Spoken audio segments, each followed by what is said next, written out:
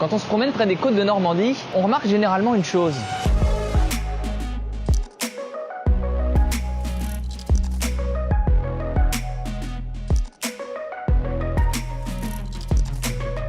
S'il y a des drapeaux partout et surtout des Américains, c'est parce qu'ici s'est jouée l'une des plus grandes opérations militaires de l'histoire. Un assaut de 7000 bateaux, 7500 avions et 150 000 soldats.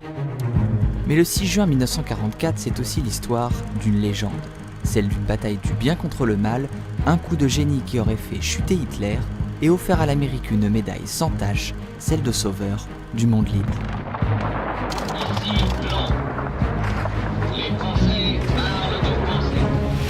Aujourd'hui, quand on parle du 6 juin, on pense généralement à ça ou à ça. Les documents de l'époque racontent pourtant une histoire assez différente. D'abord parce qu'à l'initiative d'un débarquement, il n'y a pas que le président américain Roosevelt et le premier ministre britannique Churchill. Il y a aussi lui. Depuis 1941, Staline milite intensément pour un assaut à l'ouest, un second front qui allégerait le fardeau soviétique et prendrait les nazis en étau. Téhéran, les Alliés s'accordent secrètement sur un débarquement au printemps 1944. Son nom, Opération Neptune. Habitué des coups de force, Hitler est persuadé qu'un assaut approche. Mais n'en sachant ni le lieu ni la date, il a abattu sur l'Europe un rideau de béton. Le mur de l'Atlantique. Sur 4000 km de côte, des fjords de Norvège au sud de la France, des constructions fortifiées, les bunkers, abritent des troupes et des canons.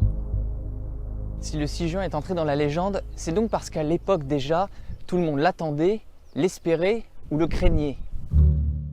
Mais c'est aussi parce que le 6 juin fut une extraordinaire réussite logistique. Regardez ces cartes secrètes de l'époque, dont certaines ont été réalisées avec l'aide de résistants français. Elles montrent l'une des raisons stratégiques du choix de débarquer en Normandie. Ici, les bunkers ne sont pas très nombreux, car le mur de l'Atlantique est encore en chantier. Mais ces cartes illustrent aussi un problème de taille. Il n'y a aucun port en eau profonde capable d'accueillir des milliers de bateaux alliés. L'idée de génie vient de ces trois Britanniques. Puisqu'il n'y a pas de port, il faudra la porter directement sur place.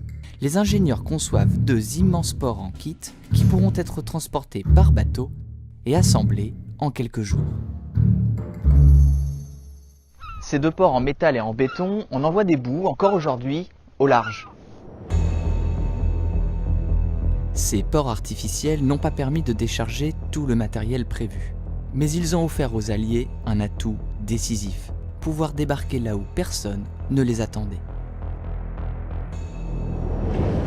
L'autre tour de force du 6 juin, c'est ça, la péniche. Une sorte de caisson en bois avec un petit moteur et surtout cette grande porte à l'avant.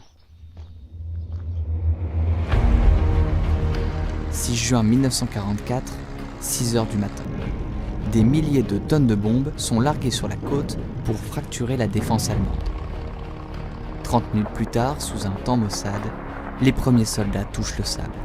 Ils sont 150 000, ils viennent de 13 pays.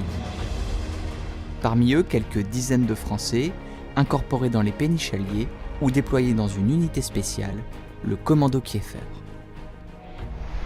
Le débarquement, c'est donc une multitude de débarquements sur 80 km de côte. Et l'un des points chauds, c'est ici, Omaha Beach, la plus célèbre plage du jour J. Derrière sa mitrailleuse, l'un des Allemands tire 12 500 balles. Au milieu du carnage, des reporters et des photographes militaires immortalisent l'événement en quelques rares photos saisissantes.